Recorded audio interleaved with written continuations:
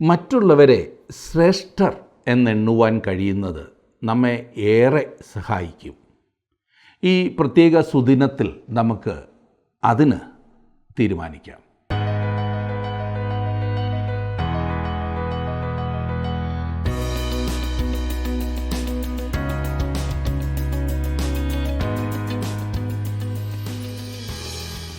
ഒരു പുതുവത്സരം കൂടി കാണുവാൻ സർവശക്തനായ ദൈവം നമുക്ക് കൃപ ചെയ്തുവല്ലോ.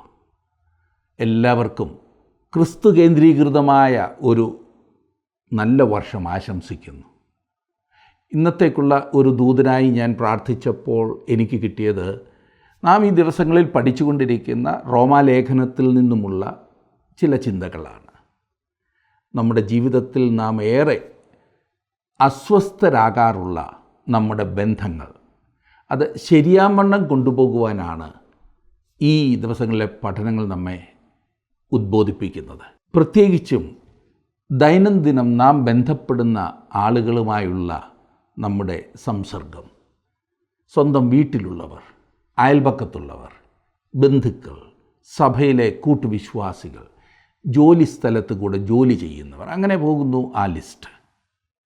ഒന്നും അവഗണിക്കുക സാധ്യമല്ല. ഇതുമായി ബന്ധപ്പെടുത്തി വിശുദ്ധ പൗലോസ് വളരെ പ്രായോഗികമായ ഒരുപാട് വിഷയങ്ങൾ പറയുന്ന ഒരു അധ്യായമാകുന്നു റോമാലേഖനം 14-ാം അധ്യായം.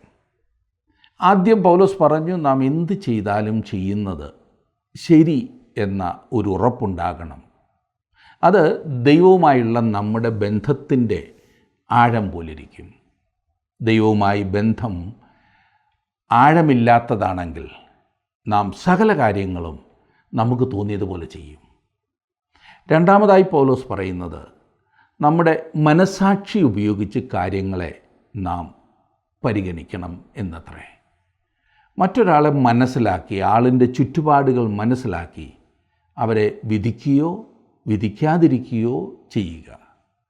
മൂന്നാമതായി, എന്ത് ചെയ്താലും നാം മറ്റുള്ളവരോടുള്ള കരുതൽ ഉള്ളവരായിരിക്കണം.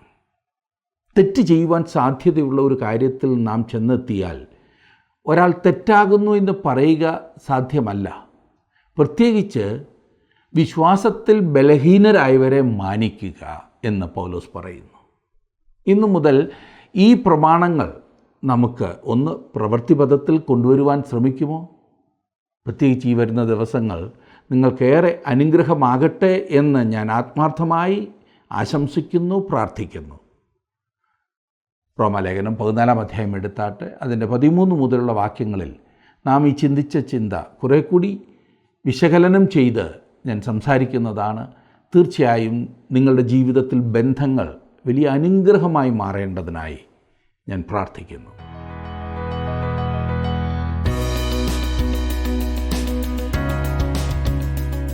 നാം 14-ാം അധ്യായത്തിന്റെ 12-ാം വാക്യം വരെ ചിന്തിച്ചു കഴിഞ്ഞല്ലോ. 13-ാം വാക്യത്തിൽ നാം വായിക്കുന്നു, അതുകൊണ്ട് നാം ഇനി അന്യോന്യം വിധിക്കരുത്, സഹോദരന് ഇടർച്ചയോ തടങ്ങലോ വെക്കാതിരിപ്പാൻ മാത്രം ഉറച്ചുകൊള്ളുവിൻ. ബലഹീന സഹോദരന് ഇടർച്ച വരാതിരിക്കുന്ന വിധത്തിലായിരിക്കണം നമ്മുടെ ക്രിസ്തീയ ജീവിതത്തിന്റെ പ്രവർത്തനങ്ങൾ എന്ന ചിന്ത പൗലോസ് അപ്പോസ്തലൻ വിശദീകരിക്കുന്നു. ഞാൻ അപ്രകാരം വിശ്വസിക്കുന്നില്ലെങ്കിൽ തന്നെയും എന്റെ പ്രവർത്തനം ബലഹീന സഹോദരന് ഇടർച്ച വരാതിരിക്കുന്ന വിധത്തിൽ ആയിരിക്കേണ്ടതാണ്. മനസ്സിലായല്ലോ? ചില കാര്യങ്ങൾ എനിക്കറിയാം, അതിൽ യാതൊരു തെറ്റുമില്ല എന്ന്. എന്നാൽ ഞാനത് ചെയ്താൽ വേറൊരു സഹോദരന്, വേറൊരു സഹോദരിക്ക് അതൊരു ഇടർച്ചയാകും. ഇന്നടത്തെ ഇന്നാരത് ചെയ്തല്ലോ, പ്രസംഗിക്കുന്ന ഇന്നാര് അങ്ങനെ പ്രവർത്തിക്കുന്ന കണ്ടല്ലോ, പിന്നെ ഞാനും അന്ന് ചെയ്താൽ എന്താ കുഴപ്പം? താങ്കൾ ചെയ്തത്, താങ്കൾ പക്വത വന്ന ഒരു വിശ്വാസി ആയതുകൊണ്ട് താങ്കളുടെ ക്രിസ്തീയ ജീവിതത്തിന് അതൊരു വിധത്തിലും ഒരു കേടുവരുത്താത്തതായിരിക്കാം. എന്നാൽ ബലഹീന സഹോദരനോ സഹോദരിയോ താങ്കൾ ചെയ്തതിനെ അനുകരിച്ചുകൊണ്ട് ചെയ്യുമ്പോൾ അവരുടെ ക്രിസ്തീയ ജീവിതത്തെ ഒരുപക്ഷെ അത് താറുമാറാക്കിയേക്കാം. അതുകൊണ്ട് നാം വളരെ സൂക്ഷിച്ച് സഹോദരൻ അല്ലെങ്കിൽ സഹോദരിക്ക് ഇടർച്ച വരാത്തതുപോലെ വേണം ഓരോന്നും ചെയ്യുവാൻ. 14-15 വാക്യങ്ങളിൽ, യാതൊന്നും സ്വതവേ മലിനമല്ല എന്ന് ഞാൻ കർത്താവായ യേശുവിൽ അറിഞ്ഞും ഉറച്ചുമിരിക്കുന്നു. വല്ലതും മലിനം എന്ന് എണ്ണുന്നവരും മാത്രം അത് മലിനമാകുന്നു. എന്റെ ഭക്ഷണ നിമിത്തം സഹോദരനെ വ്യസനിപ്പിച്ചാൽ നീ സ്നേഹപ്രകാരം നടക്കുന്നില്ല. ആർക്കു വേണ്ടി ക്രിസ്തു മരിച്ചുവോ അവനെ നിന്റെ ഭക്ഷണം കൊണ്ട് നശിപ്പിക്കരുത്. ബലഹീന സഹോദരന് വേണ്ടി കർത്താവ് മരിക്കുവാൻ തയ്യാറായി. അങ്ങനെയെങ്കിൽ നാം നിശ്ചയമായും അവന്റെ ക്രിസ്തീയ ജീവിതത്തിൽ അവന് ഹാനി വരുത്തുന്ന ചില കാര്യങ്ങൾ ഭക്ഷിക്കുന്നതിൽ നിന്നും ചില കാര്യങ്ങൾ ചെയ്യുന്നതിൽ നിന്നും ഒഴിഞ്ഞു നിൽപ്പാൻ തയ്യാറായിരിക്കേണ്ടത് ആവശ്യമത്രേ. 16 വാക്യത്തിൽ നാം കാണുന്നു, നിങ്ങളുടെ നന്മയ്ക്ക് ദൂഷണം വരുത്തരുത്. അതായത് സ്വാതന്ത്ര്യം ദുഷ്ടതയ്ക്ക് അവസരമായി കാണരുത് എന്നർത്ഥം. ഒരു വിശ്വാസി തന്റെ സ്വാതന്ത്ര്യം ഉപയോഗപ്പെടുത്തണം, ദുരുപയോഗപ്പെടുത്തരുത്. നമ്മുടെ പ്രവർത്തനങ്ങൾ ബലഹീന വിശ്വാസിയിൽ എന്ത് പ്രതികരണം ഉളവാക്കുമെന്ന് നാം എല്ലായ്പ്പോഴും ചിന്തയുള്ളവരായിരിക്കേണ്ടതത്രേ. 17 വാക്യം, ദൈവരാജ്യം ഭക്ഷണവും പാനീയവുമല്ല, നീതിയും സമാധാനവും പരിശുദ്ധാത്മാവിൽ സന്തോഷവുമത്രേ. ദൈവരാജ്യത്തെക്കുറിച്ച് ഈ ലേഖനത്തിൽ ഈ വാക്യത്തിൽ മാത്രമേ സൂചിപ്പിച്ചിട്ടുള്ളൂ. ഇവിടെ വിശാലമായ എന്ന അർത്ഥത്തിലാണ് ദൈവരാജ്യം എന്ന വാക്ക് ഉപയോഗിച്ചിരിക്കുന്നത്. ദൈവത്തിന്റെ സൃഷ്ടിക്കപ്പെട്ട പ്രപഞ്ചത്തിലെ സകലവും അതിൽ ഉൾപ്പെടുന്നു. സഭയും അതിൽ ഉൾക്കൊള്ളുന്നുണ്ട്. തന്റെ സൃഷ്ടിയുടെ മേലുള്ള ദൈവത്തിന്റെ ഭരണമാണ് ദൈവരാജ്യമെന്ന് ഇവിടെ സൂചിപ്പിക്കുന്നത്. ദൈവത്തിന്റെ വചനവും ആത്മാവും ഭരണം നടത്തുന്ന സ്വർഗീയ അന്തരീക്ഷത്തിലുള്ള ജീവിതം, അതിന്റെ ഭൂമിയിലെ നാവാണ് സഭ എന്ന് ഒരു എഴുത്തുകാരൻ പറഞ്ഞിട്ടുണ്ട്. നമ്മുടെ കർത്താവ് ഇപ്രകാരമാണ് ഈ പദം ഉപയോഗിച്ചിരിക്കുന്നത്. യേശു അവനോട്, ആമേൻ ആമേൻ ഞാൻ നിന്നോട് പറയുന്നു, പുതുതായി ജനിച്ചില്ല എങ്കിൽ ദൈവരാജ്യം കാണുവാൻ ആർക്കും കഴിയുകയില്ല എന്ന് ഉത്തരം പറഞ്ഞു. യോഹന്നാൻ 3:3. അതേ ദൈവവചനവും ദൈവത്തിന്റെ ആത്മാവും ഭരണം നടത്തുന്ന അന്തരീക്ഷം അതാണ്. ദൈവം എല്ലായിടത്തും ഭരണം നടത്തുന്നു. എന്നാൽ ആത്മീയ ശക്തി കൊണ്ടും നിയമങ്ങൾ കൊണ്ടും മാത്രം അവൻ ഭരിക്കുന്ന സ്ഥാനമുണ്ട്. അതാണ് വിശ്വാസിയുടെ ജീവിതം എന്ന് വേറൊരു മഹാനായ എഴുത്തുകാരൻ പറഞ്ഞിരിക്കുന്നു. വീണ്ടും ജനനം കൂടാതെ ഈ രാജ്യം കാണുവാനോ അവിടെ പ്രവേശിപ്പാനോ മനുഷ്യൻ കഴിവില്ലാത്തവനാണ്. ആ രാജ്യത്തിൽ ഭക്ഷണത്തിനോ പാനീയത്തിനോ ഉപവാസത്തിനോ സസ്യാഹാരത്തിനോ മാംസഭക്ഷണത്തിനോ യാതൊരു സ്ഥാനവുമില്ല. ഈ വക കാര്യങ്ങൾ അവിടെ പ്രവേശിക്കുകയില്ല. നീതി എന്നതിന് ഇവിടെയും റോമാലേഖനം 1 അധ്യായത്തിലും 3 അധ്യായത്തിലുമുള്ള അർത്ഥം ഒന്നു തന്നെയാണ്. ദൈവത്തോട് നിരപ്പ് പ്രാപിക്കുക എന്നാണ് അതിനർത്ഥം. അതായത് ദൈവത്തിന് പ്രസാദകരമായ ജീവിതം നയിക്കുക എന്നതാണ്. പരിശുദ്ധാത്മാവ്, ഇതും നീതീകരണവുമായി ബന്ധപ്പെട്ടിരിക്കുന്നു. നമ്മുടെ ദൈനംദിന നടപ്പിനെയാണ് ഇവിടെ സൂചിപ്പിച്ചിരിക്കുന്നത്. നാം ആത്മാവിൽ നടക്കേണ്ടതാണ്. ഇത് വേദശാസ്ത്രപരം എന്നതിനേക്കാൾ ഉപരി പ്രായോഗികമായ കാര്യമാണ് എന്നോർക്കണം. സന്തോഷം, വിശ്വാസികളുടെ ജീവിതത്തിൽ പരിശുദ്ധാത്മാവിന്റെ ഫലമാണ് സന്തോഷം എന്നുള്ളത്. എന്നാൽ നിർഭാഗ്യവശാൽ ഇന്ന് അനേകം വിശ്വാസികളിലും ഈ ഫലം കാണുവാൻ കഴിയുന്നില്ല. നമ്മുടെ ജീവിതത്തിൽ സന്തോഷം അനുഭവിക്കുന്നവരായിരിക്കണം. പുഞ്ചിരിച്ചുകൊണ്ട് ഓടി നടക്കണമെന്നല്ല ഇതിനർത്ഥം. താങ്കളുടെ ഹൃദയാന്തർഭാഗത്ത് സന്തോഷകരമായ അനുഭവം ഉണ്ടായിരിക്കേണ്ടത് ആവശ്യമാണ്. 18 വാക്യം, അതിൽ ക്രിസ്തുവിനെ സേവിക്കുന്നവൻ ദൈവത്തെ പ്രസാദിപ്പിക്കുന്നവനും മനുഷ്യർക്ക് കൊള്ളാകുന്നവനും തന്നെ. വീണ്ടും ജനനത്താൽ ഒരു വ്യക്തി പ്രവേശിക്കുന്ന ആത്മീയ അന്തരീക്ഷത്തെയാണ് ഇവിടെ പറഞ്ഞിരിക്കുന്നത്. ഭക്ഷണപാനീയങ്ങൾ കൊണ്ട് ക്രിസ്തുവിനെ സേവിക്കുവാൻ കഴിയുകയില്ല. പിന്നെയോ നമ്മുടെ സേവനം നീതി, സമാധാനം, പരിശുദ്ധാത്മാവിൽ സന്തോഷം എന്നിവയോട് ബന്ധപ്പെട്ടതായിരിക്കണം. ഈ വക കാര്യങ്ങളിൽ ഒരു വ്യക്തിക്ക് ദൈവപ്രസാദം നേടുന്നതിനും ജനത്താൽ അംഗീകരിക്കപ്പെടുന്നതിനും സാധിക്കും. മനുഷ്യർക്ക് കൊള്ളാകുന്നവൻ, അതെ, താങ്കൾ ഒരു വിശ്വാസിയായതുകൊണ്ട് ജനങ്ങൾ താങ്കളെ കൈയടിച്ച് പ്രോത്സാഹിപ്പിക്കും എന്നല്ല അതിന്റെ അർത്ഥം. അവർ താങ്കളെ ഉപദ്രവിച്ചെന്നു വരാം. എന്നാൽ അടിസ്ഥാനപരമായി യഥാർത്ഥ വിശ്വാസികളെ ജനം അംഗീകരിക്കുന്നു. എന്നാൽ കപടപരവും ബാഹ്യവുമായ കാര്യങ്ങളെ അവൻ നിന്ദിക്കുകയും ത്യജിക്കുകയും ചെയ്യുന്നു എന്നതാണ് വാസ്തവം. ഇത് പെരുമാറ്റത്തിന്റേതായ ഒരു വലിയ പ്രമാണമാണ്. ഒരു വിശ്വാസിയുടെ നടപ്പും സംസാരവും ദൈവത്തിന് പ്രസാദകരവും മനസാക്ഷിയുടെ അംഗീകാരം പ്രാപിക്കത്തക്കതും ആയിരിക്കേണ്ടതത്രേ. 19 വാക്യം നോക്കിക്കാട്ടെ. 14 അധ്യായത്തിന് 19 വാക്യം, ആകയാൽ നാം സമാധാനത്തിനും അന്യോന്യം ആത്മീയ വർധനയ്ക്കും ഉള്ളതിന് ശ്രമിച്ചുകൊള്ളുക. 2 വിധമായ പ്രബോധനം ഇതിൽ അടങ്ങിയിരിക്കുന്നു. സമാധാനത്തിനുള്ളത് ശ്രമിച്ചുകൊള്ളുക. ഈ പ്രവർത്തന പരിപാടിയിൽ താൽപര്യത്തോടെ മുന്നേറുക എന്നർത്ഥം. ഒരു സഹവിശ്വാസിക്ക് ഇടർച്ചയുണ്ടാക്കുന്ന ഭക്ഷണമോ മറ്റെന്ത് ഭൌതിക കാര്യത്തിൽ നിന്നുമോ ഒഴിഞ്ഞു നിൽക്കുവാൻ ഒരു വിശ്വാസി മനഃപൂർവ്വമായി ശ്രമിക്കേണ്ടതാണ്. ഇത് ഈ പ്രബോധനത്തിലെ നിഷേധാർത്ഥകമായ കാര്യമാണ്. അതേസമയം തന്നെ സാക്ഷാത്തായ കാര്യം എന്തെന്നാൽ ആത്മീയ കാര്യങ്ങളിൽ, അതായത് നീതി, സമാധാനം, പരിശുദ്ധാത്മാവിൽ സന്തോഷം എന്നീ കാര്യങ്ങളിൽ മുന്നേറേണ്ടതാകുന്നു എന്നത്രേ. ഇവയാണ് ഒരു വിശ്വാസിക്ക് ആത്മീയ വർധന വരുത്തുന്നതായ കാര്യങ്ങൾ. ഇനിയും 20-ാം വാക്യം, ഭക്ഷണ നിമിത്തം ദൈവ നിർമ്മാണത്തെ അഴിക്കരുത്. എല്ലാം ശുദ്ധം തന്നെ, എങ്കിലും ഇടർച്ച വരുത്തുമാറ് തിന്നുന്ന മനുഷ്യനത് ദോഷമത്രേ. ഭക്ഷണകാര്യങ്ങൾ നിമിത്തം ദൈവവേലയ്ക്ക് പ്രതിബന്ധം സൃഷ്ടിക്കരുത്.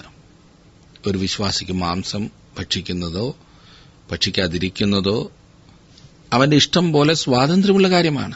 എന്നാൽ തിന്നുന്നതോ തിന്നാതിരിക്കുന്നതോ ദൈവം മുൻപാകെ എന്തെങ്കിലും പ്രീതിക്കിടയാക്കുകയില്ല. ഇതോർത്തോണം. ഞാൻ മാംസം ഭക്ഷിക്കുന്നില്ല, അതുകൊണ്ട് ദൈവം എന്നെ കൂടുതൽ അംഗീകരിക്കുന്നു എന്നാർക്കും പറയാൻ കഴിയില്ല. ശാരീരികമായ സംതൃപ്തിക്ക് വേണ്ടി നാം ചെയ്യുന്ന എന്തെങ്കിലും കാര്യമുണ്ട്.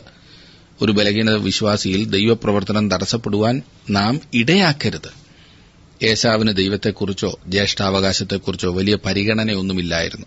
അറിവുണ്ടായിരുന്നു, നിശ്ചയമായും ഉറപ്പുണ്ടായിരുന്നു. എന്നാൽ അവനതിനെ അവഗണിച്ചു. ഒരു കപ്പ് പായസത്തിനു വേണ്ടി അവനത് കൈമാറ്റം ചെയ്തതായി കാണുന്നു.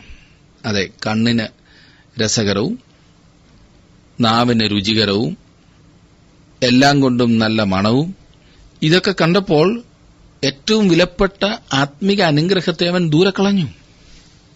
താങ്കളുടെ ശാരീരിക ആവശ്യത്തിന്റെ നിവൃത്തിക്കു വേണ്ടി ജന്മാവകാശം വിൽക്കാനിടയാകരുത് സുഹൃത്തെ. നമുക്കുള്ള ജന്മാവകാശം എന്താണെന്നറിയാമോ?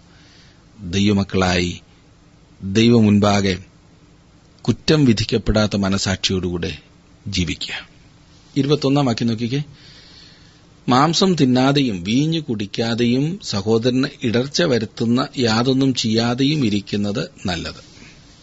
തിന്നുകയും കുടിക്കുകയും ചെയ്യുന്ന വിഷയത്തിലേക്ക് പൗലോസ് അപ്പോസ്തലൻ മടങ്ങിവരുന്നു. അതിലുപരിയായി സഹോദരന് ഇടർച്ച വരുത്തുന്ന യാതൊന്നും ചെയ്യാതിരിക്കുന്നതാണ് നല്ലത് എന്നുകൂടി ചേർത്തിരിക്കുന്നു. സംശയാസ്പദവും ബലഹീന സഹോദരന്റെ മനസാക്ഷിക്ക് ക്ഷതം ഏൽപ്പിക്കുന്നതുമായ ഏത് കാര്യവും ചെയ്യുന്നത് ശക്തരായ വിശ്വാസി എന്ന് അഭിമാനിക്കുന്നവനെ സംബന്ധിച്ചിടത്തോളം തെറ്റായ സംഗതിയാണ്. താങ്കളുടെ വിലപ്പെട്ട നിർദ്ദേശങ്ങളും അഭിപ്രായങ്ങളും പ്രാർത്ഥനാ വിഷയങ്ങളും ഇന്ന് തന്നെ ഞങ്ങളെ വിളിച്ചറിയിക്കുക. വിളിക്കേണ്ട നമ്പർ 8281384455.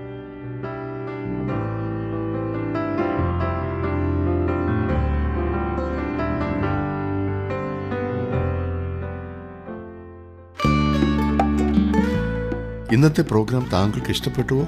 എങ്കിൽ ഉടൻ തന്നെ ഞങ്ങൾക്കൊരു മിസ് കോൾ തരിക.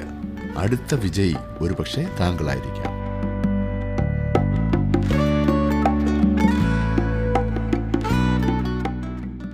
രണ്ടാമത്തെ ആ അളവുകോലിലേക്ക് നാം വരികയാണ്, മനസ്സാക്ഷി. 22-ാം വാക്യത്തിൽ ക്രിസ്തീയ പെരുമാറ്റത്തിന്റെ രണ്ടാമത്തെ ശ്രേഷ്ഠമായ പ്രമാണം കാണുന്നു. അവിടെ വായിക്കുന്നത്, നിനക്കുള്ള വിശ്വാസം ദൈവസന്നിധിയിൽ നിനക്ക് തന്നെ ഇരിക്കട്ടെ, താൻ സ്വീകരിക്കുന്നതിൽ തന്നെത്താൻ വിധിക്കാത്തവൻ ഭാഗ്യവാൻ. ഇതാണ് വിശ്വാസികൾക്ക് പ്രവർത്തനത്തിനുള്ള രണ്ടാമത്തെ ശ്രേഷ്ഠമായ പ്രമാണം. ഉറപ്പായ ബോധത്തെക്കുറിച്ച് ചിന്തിച്ചു കഴിഞ്ഞല്ലോ, അതായത് ദൃഢവിശ്വാസം. നാം ദൈവത്തിനു വേണ്ടി എന്തെങ്കിലും പ്രവർത്തിക്കുവാൻ ആഗ്രഹിക്കുമ്പോൾ നമ്മോട് തന്നെ ഈ ചോദ്യം ചോദിക്കേണ്ടതാണ്: ഇത് ചെയ്യുന്നത് എന്നെ സംബന്ധിച്ചിടത്തോളം ശരിയാണോ? സന്തോഷത്തോടും പ്രതീക്ഷയോടും ഉത്സാഹത്തോടും കൂടെ എനിക്ക് ഇത് ചെയ്യുവാൻ കഴിയുമോ? രണ്ടാമത്തെ പ്രമാണം ചെയ്ത പ്രവൃത്തിയിലേക്ക് തിരിഞ്ഞ് ചിന്തിക്കുകയാണ്. തന്റെ പ്രവർത്തനത്തെക്കുറിച്ച് തന്നെത്താൻ വിധിക്കാത്തവൻ ഭാഗ്യവാൻ. തന്റെ പെരുമാറ്റങ്ങളിലേക്ക് തിരിഞ്ഞു നോക്കുമ്പോൾ മനസാക്ഷി തന്നെ കുറ്റപ്പെടുത്തുവാൻ ഒരു വിശ്വാസിക്കിടയാകരുത്. ഇത് ഒരു ഉദാഹരണ സഹിതം വ്യക്തമാക്കുവാൻ ഞാൻ ആഗ്രഹിക്കുന്നു. താങ്കൾ എന്നെ തെറ്റിദ്ധരിക്കരുത്. ഞാൻ പറയുന്നത് ശ്രദ്ധിച്ച് മുഴുവൻ കേൾക്കണം. എന്നോട് പലരും ചോദിക്കാറുള്ള ഒരു ചോദ്യമുണ്ട്: ഒരു വിശ്വാസിക്ക് മദ്യപിക്കുവാൻ കഴിയുമോ? അതിന് ഞാൻ നൽകുന്ന ഉത്തരം ഉവ്വ് എന്നാണ്. മദ്യപാനമോ മറ്റെന്ത് പാപമോ ആകാം. മദ്യപാനം അത് പറഞ്ഞാൽ മിക്കവാറും എല്ലാവർക്കും മനസ്സിലാകുമല്ലോ, അതുകൊണ്ടാണ് അത് പറഞ്ഞത്. ദൂരദേശത്തേക്ക് പോയ മകനായിരുന്നു ലൂക്കോസിന്റെ സുവിശേഷം 15-ാം അധ്യായത്തിലെ മുടിയൻ പുത്രൻ. അവൻ മദ്യപിക്കുകയും അതോട് ചേർന്ന് മറ്റ് പല തോന്നിവാസങ്ങളിലും ഏർപ്പെടുകയും ചെയ്തിരുന്നു എന്നുള്ളതിൽ സംശയമില്ല. എന്നാൽ എപ്പോഴും അവൻ ഒരു മകൻ തന്നെയായിരുന്നു. എങ്കിൽ അവനും ആ പന്നികളും തമ്മിലുള്ള വ്യത്യാസം എന്തായിരുന്നു? വ്യത്യാസം ഞാൻ പറയാം. ആ പന്നികളിൽ ഒരെണ്ണം പോലും പറഞ്ഞില്ല, ഞാൻ എഴുന്നേറ്റ് എന്റെ അപ്പന്റെ അടുത്തേക്ക് പോകും എന്ന്. ആ പന്നികളോടുകൂടെ ആയിരുന്ന മുടിയൻ പുത്രൻ തന്നോട് തന്നെ പറയുകയാണ്, ഹോ, ഞാൻ ഇവിടം വെറുക്കുന്നു. ഇതെന്റെ സ്ഥലമല്ല. ഇവിടെ നിന്ന് എങ്ങനെങ്കിലും വെളിയിൽ ചാടുവാൻ ഞാൻ പോകുകയാണ്. ഞാൻ എന്റെ അപ്പന്റെ അടുത്തേക്ക് മടങ്ങിപ്പോയി ഞാൻ എന്തൊരു വലിയ പാപിയാണെന്ന് അപ്പനോട് പറയുവാൻ പോകുകയാണ്. അപ്പോൾ മദ്യപിച്ച ഒരു വിശ്വാസിയും അവിശ്വാസിയും തമ്മിലുള്ള വ്യത്യാസം എന്താണ്? വ്യത്യാസം ഇതത്രേ, പിറ്റേ ദിവസം രാവിലെ അവിശ്വാസിയായ മനുഷ്യൻ ആ തലവേദനയുമായി ഉണർന്നെഴുന്നേൽക്കും. എന്നിട്ട് തന്നോട് തന്നെ പറയും, ഏതായാലും ഇന്നലെ രാത്രി നല്ല ഒന്നാന്തരമായി ഒന്ന് കിറുങ്ങി, ഇന്നത് പോരാ, ഇന്ന് വൈകുന്നേരം ശരിക്കും ഒന്ന് ആഘോഷിക്കണം. ഇന്നാര് പറഞ്ഞ ആ ബ്രാൻഡ് ഒന്ന് ശ്രമിച്ചു കളയാം. ഇപ്പോൾ 1ഉം 2ഉം കുപ്പി കൊണ്ടൊന്നും ആകുന്നില്ല. എന്നാൽ ഒരു ദൈവപൈതൽ പാപത്തിൽ വീണാൽ എന്തു പറയുമെന്നറിയാമോ? അവൻ പിറ്റേ ദിവസം രാവിലെ എഴുന്നേൽക്കുമ്പോൾ തന്റെ തല ഒരു വലിയ വീപ്പ പോലെയായി എന്നവന് തോന്നും. എഴുന്നേൽക്കുവാൻ പോലും കഴിയാതെ അവൻ ആ കിടക്കയുടെ വശത്തേക്കിരുന്ന് കരയും, എന്റെ ദൈവമേ, ഞാൻ എന്നെ വെറുക്കുന്നു, ഇനിയും ഒരിക്കലും അത് ചെയ്യുവാൻ ഞാൻ ആഗ്രഹിക്കുന്നില്ല. കർത്താവേ, ഞാൻ എന്തൊരു വലിയ നന്ദികേടാണ് കാണിച്ചത്. ദൈവമേ, എന്നോട് ക്ഷമിക്കണമേ. അങ്ങയുടെ അടുത്ത് വരുവാൻ എനിക്കൊരു യോഗ്യതയുമില്ല കർത്താവേ. അവൻ തന്റെ പാപങ്ങൾ ഏറ്റുപറയുന്നു. ആ മുടിയൻ പുത്രൻ പന്നിയുടെ കൂട്ടിലേക്ക് തിരിച്ചുപോയതായി എങ്ങും രേഖപ്പെടുത്തിയിട്ടില്ല കേട്ടോ. അവന് അവിടെ ഇഷ്ടമല്ല, അതവൻ വെറുക്കുന്നു. എന്നുമെന്നും ഒരേ പാപം ചെയ്തിട്ട് പശ്ചാത്തപിക്കുന്നവന്റെ കാര്യമല്ല ഞാൻ പറഞ്ഞത്. അവൻ വിശ്വാസിയാണോ എന്ന് തന്നെ സംശയിക്കേണ്ടിയിരിക്കുന്നു.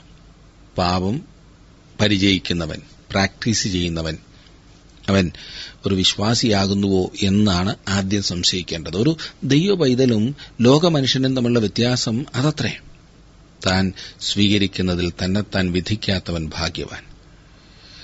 സുഹൃത്തെ, താങ്കളുടെ ജീവിതത്തിലേക്ക് തിരിഞ്ഞു നോക്കിയിട്ട് താങ്കൾ ചെയ്ത പ്രവർത്തനത്തെക്കുറിച്ച് വെറുപ്പുള്ളവനാണോ? അതാണ് താങ്കളുടെ മനസാക്ഷി താങ്കളെ കുറ്റം വിധിക്കുക എന്ന് പറയുന്നത്. എത്ര പേർ അത്ഭുതം പ്രവർത്തിച്ചുവെന്നോ എന്താണ് താങ്കൾ ചെയ്തതോ എന്ന കാര്യത്തിൽ വ്യത്യാസമില്ല. ആ കാര്യം താങ്കളുടെ ജീവിതത്തിൽ തെറ്റായ കാര്യമായിരുന്നു. താൻ ചെയ്യുന്ന കാര്യത്തിൽ തന്നെത്താൻ വിധിക്കാത്ത മനുഷ്യൻ ഭാഗ്യവാൻ. ഒരുപക്ഷെ താങ്കൾ ആരാധനാ സ്ഥലത്തായിരുന്നിരിക്കാം. താങ്കൾ അങ്ങനെ പറയേണ്ടിയിരുന്നില്ല. ആത്മാർത്ഥമായി ആഗ്രഹിച്ചു പോവുകയല്ലേ? 23-ാം വാക്യം. എന്നാൽ സംശയിക്കുന്നവൻ തിന്നുന്നുവെങ്കിൽ അത് വിശ്വാസത്തിൽ നിന്ന് ഉത്ഭവിക്കായ്ക കൊണ്ട് അവൻ കുറ്റക്കാരനായിരിക്കുന്നു. വിശ്വാസത്തിൽ നിന്നും ഉത്ഭവിക്കാത്തതൊക്കെയും പാപമത്രേ. നോക്കണേ, വിശ്വാസത്തിൽ നിന്ന് ഉത്ഭവിക്കാത്തതൊക്കെയും പാപമാണ്. സുഹൃത്തെ, താങ്കൾ ചെയ്യുന്ന കാര്യങ്ങൾ വിശ്വാസത്തോടെ ചെയ്യേണ്ടതാണ്. താങ്കൾക്ക് ഉത്തമ വിശ്വാസമില്ല എങ്കിൽ അത് ചെയ്യരുത്. ഒരു വിശ്വാസിക്ക് പാപത്തെക്കുറിച്ചുള്ള പുതിയ ഒരു നിർവചനം ഇവിടെ ലഭിക്കുന്നു.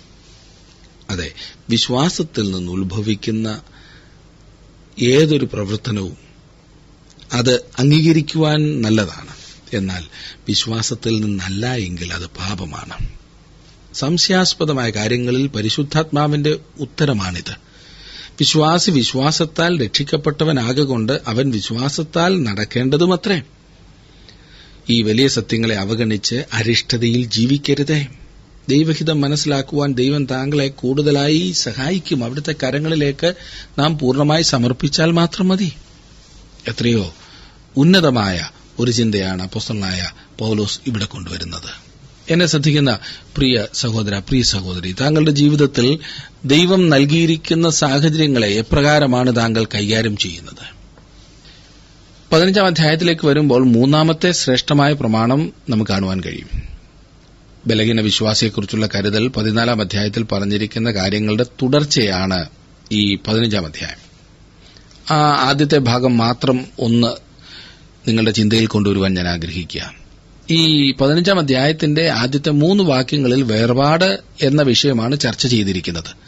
തുടർന്ന് ദൈവനാമ മഹത്വത്തിനു വേണ്ടി യഹൂദന്മാരും ജാതികളും ഒരുമിച്ച് ചേരുന്നതിനെക്കുറിച്ചും അവസാനമായി പൗലോസ് ജാതികളുടെ, പ്രത്യേകിച്ച് റോമിലുള്ളവർക്ക് വേണ്ടി ജാതികളുടെ അപ്പോസ്തലൻ എന്ന തന്റെ വ്യക്തിപരമായ സാക്ഷ്യം തുടരുകയും ചെയ്യുന്നതായി കാണുന്നു. ഈ ലേഖനത്തിലെ സുപ്രധാന വിഷയങ്ങൾ എല്ലാം ഈ അധ്യായത്തോടെ അവസാനിക്കുന്നു. അവസാനത്തെ അധ്യായത്തിൽ പൗലോസ് അപ്പോസ്തലൻ വ്യക്തിബന്ധങ്ങൾക്ക് വളരെ മുഖ്യമായ ഒരു സ്ഥാനം കൊടുത്തിരിക്കുന്നതായും കാണുന്നു. 15-ാം അധ്യായത്തിന്റെ 1-ാം വാക്യം, എന്നാൽ ശക്തരായ നാം അശക്തരുടെ ബലഹീനതകളെ ചുമക്കുകയും നമ്മിൽ തന്നെ പ്രസാദിക്കാതിരിക്കുകയും വേണം. ഒരു വിശ്വാസിയുടെ പെരുമാറ്റത്തിന് ആധാരമായിരിക്കുന്ന 3-ാമത്തെ പ്രമാണമാണിത്. മറ്റുള്ളവരെക്കുറിച്ച് ചിന്തിക്കുമ്പോൾ പല കാര്യങ്ങളും ഒരു വിശ്വാസിക്ക് പ്രവർത്തിക്കുവാൻ കഴിയാത്തതായുണ്ട്. ഒരു ദൈവപൈതൽ കള്ളു കുടിക്കരുതെന്ന് മാത്രമല്ല, കള്ളൊഴിച്ച് പുളിപ്പിച്ച് അപ്പം പോലും തിന്നരുതെന്ന് വാദിക്കുന്ന ചില നല്ല ആത്മാർത്ഥതയുള്ള വിശ്വാസികളുണ്ട്. അങ്ങനെയുള്ള ഒരു ദൈവപൈതലിനെ ഭക്ഷണത്തിന് ക്ഷണിച്ചിട്ട് കള്ളപ്പം ഉണ്ടാക്കി കൊടുത്താൽ താങ്കൾ അദ്ദേഹത്തെ വാസ്തവത്തിൽ മുറിപ്പെടുത്തുകയാണ് ചെയ്യുന്നത്. അങ്ങനെ പാപം ചെയ്യുകയാണ്. TV കാണുന്നത് തെറ്റാകുന്നു എന്ന് ചിന്തിക്കുന്ന ഒരു ദൈവപൈതൽ താങ്കളുടെ വീട്ടിൽ വന്നാൽ വാർത്ത പോലും വെക്കാതിരിക്കുന്നതായിരിക്കും ഉത്തമം.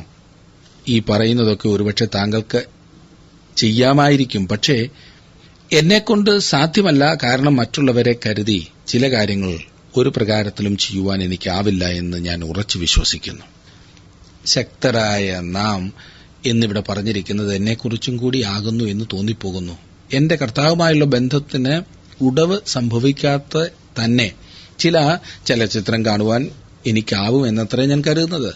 സത്യം പറഞ്ഞാൽ ഇന്ന് പ്രദർശിപ്പിക്കുന്ന ഒട്ടുമുക്കാലും ചിത്രങ്ങളുടെ പരസ്യങ്ങൾ തന്നെ മനം മടുപ്പിക്കുന്നവയാണല്ലേ, വെറുപ്പുളവാക്കുന്നവയാണ്. അപ്പോൾ അത് മുഴുവൻ കണ്ടാലത്തെ സ്ഥിതി ഓർക്കാൻ കൂടി കഴിയുന്നില്ല.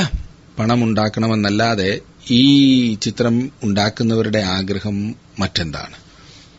ഒരു പ്രഗത്ഭനായ സംവിധായകനുമായുള്ള അഭിമുഖം ഞാൻ ശ്രദ്ധിക്കാനിടയായി. ആത്മാർത്ഥതയുള്ള അദ്ദേഹത്തിന് ഈ പടത്തിന് തന്നെ പല പ്രാവശ്യം അവാർഡ് കിട്ടിയതാണ്. അദ്ദേഹത്തോട് ചോദിച്ചു, ഈ ചിത്രങ്ങൾ സമൂഹത്തെ എത്രമാത്രം നന്നാക്കുവാൻ ഉതകുന്നതാണ് എന്ന്. അതിന് അദ്ദേഹത്തിന്റെ മറുപടി ഇപ്രകാരമായിരുന്നു: സമൂഹത്തെ നന്നാക്കുവാൻ വല്ല കവലപ്രസംഗമോ മതപ്രസംഗമോ ഒക്കെയാണ് നടത്തേണ്ടത്. ചലച്ചിത്രം ഞങ്ങൾ ഇറക്കുന്നതിന് പിൻപിൽ സമൂഹത്തെ നന്നാക്കണം എന്നൊരു ലക്ഷ്യം ഒന്നും ഇല്ല. അദ്ദേഹം പറഞ്ഞ കേട്ടോ, അദ്ദേഹത്തിന്റെ ആത്മാർത്ഥതയെ ഞാൻ അഭിനന്ദിക്കുന്നു. എന്നാൽ എല്ലാവരും അങ്ങനെ ചിന്തിച്ചു അല്ലെങ്കിൽ അങ്ങനെ പറഞ്ഞു എന്ന് വരില്ല. നല്ല കാര്യങ്ങളിലേക്ക് സമൂഹത്തെ നടത്തുന്നതിലുപരി ചലച്ചിത്രങ്ങൾ നടക്കാത്ത കാര്യങ്ങൾ കാണിച്ച് അവ പരീക്ഷിച്ച് നശിക്കുവാനല്ലേ പലപ്പോഴും ജനങ്ങളെ പ്രോത്സാഹിപ്പിക്കുന്നത്. ഏതായാലും അവ കണ്ടാൽ തന്നെ അവ എന്നെ ഒട്ടും സ്വാധീനിക്കാറില്ല. എന്നാൽ ചില ചിത്രങ്ങൾ കാണുന്നത് ഒരു ബലഹീന വിശ്വാസിക്ക് കർത്താവുമായുള്ള ബന്ധത്തെ ഉലയ്ക്കുകയും അവനെ വളർത്തുന്നതിന് പകരം തളർത്തി എന്ന് വന്നേക്കാം. അതുകൊണ്ട് ഒരു വിശ്വാസി വീട്ടിലിരുന്നു പോലും അത് കാണുന്നതിനോട് എനിക്ക് യോജിപ്പില്ല. പ്രത്യേകിച്ചും വളർന്നു വരുന്ന കുഞ്ഞുങ്ങളെ അങ്ങനെ സ്വാധീനിക്കും എന്നതുകൊണ്ട്. ഇത് വളരെ കുടുസായ ചിന്താഗതിയാകുന്നു, സങ്കുചിതമാകുന്നു എന്ന് താങ്കൾ പറഞ്ഞേക്കാം. എന്നാൽ ഇന്ന് നമ്മുടെ സമൂഹത്തിന്റെ ഒരു വലിയ പ്രശ്നമായി മാറിയിരിക്കുകയാണ് ഈ വിഷയം. അതുകൊണ്ട് വളരെ ഗൌരവത്തോടെ നാം അതിനെ കൈകാര്യം ചെയ്യേണ്ടതായിട്ടുണ്ട്. സംശയ വിചാരങ്ങളെ നാം വിധിക്കാതെ മറ്റുള്ളവരെ എങ്ങനെ പ്രോത്സാഹിപ്പിക്കുവാൻ സാധിക്കും? സംശയ വിചാരങ്ങളെ വിധിക്കാതെ മറ്റുള്ളവരോട് കരുതലോടെ പ്രവർത്തിക്കുക. ദൈവം നമുക്ക് തന്നിരിക്കുന്ന ഈ പുതുവത്സരം ഏറ്റവും അനുഗ്രഹപ്രദമായി തീരുവാൻ, പ്രത്യേകിച്ച് ബന്ധങ്ങളിൽ ഒരു വലിയ മാറ്റമുണ്ടാകുവാൻ, ഒരു വലിയ കരുതലുണ്ടാകുവാൻ നമുക്ക് ദൈവത്തോട് പ്രാർത്ഥിക്കാം. ദൈവം നിങ്ങളെ സമൃദ്ധിയായിട്ട് അനുഗ്രഹിക്കട്ടെ. ഈ വർഷം അനുഗ്രഹത്തിൻ്റെ വർഷമാക്കി ദൈവം തരും, സംശയമില്ല. അടുത്ത ക്ലാസ്സിൽ നമുക്ക് വീണ്ടും കാണാം.